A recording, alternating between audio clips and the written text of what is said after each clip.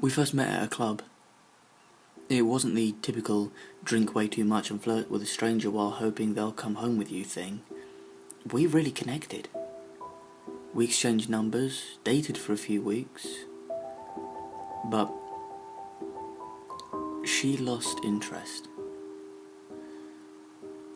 I didn't, though now I wish I had. I was literally crazy about her. I couldn't get her out of my head, and I was willing to do anything to see her again. The only problem was that she didn't want to see me. I didn't physically follow her at first. I was content constantly checking her social media sites that she updated many times a day. When impersonal status updates weren't enough to give me my fix, I started using her frequent check-ins to find her favourite places and start frequenting them myself, hoping to run into her. It worked a few times, but more often it didn't. That's when I started full-on following her, and my world became a nightmare. I had initially made a rule not to go around her house. The last thing I wanted was for a neighbour to become suspicious and call the cops. I broke my own rule one night when I watched as she brought a random guy home from a bar.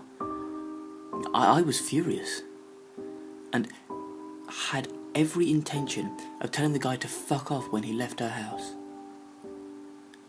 I sat in my car and seethed all night, but he didn't leave. The sun had started to come up when I completely lost my mind and entered her house to confront them both. I climbed through the downstairs window and crept into her bedroom on the second floor. She was alone in her bed. I was sure he hadn't left, so I searched the house for him. He was in the basement, hung from a rope and pulley system upside down with his throat slit.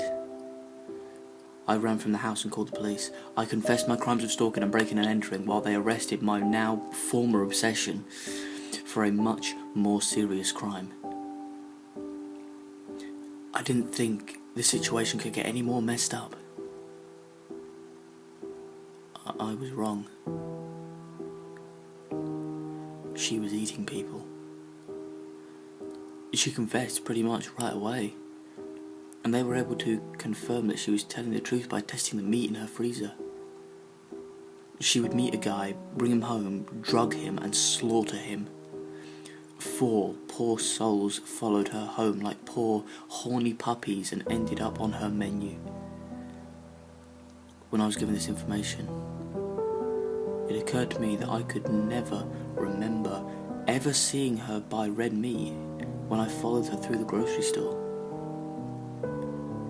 Then I remember that one date of ours at her house where she served steak for dinner.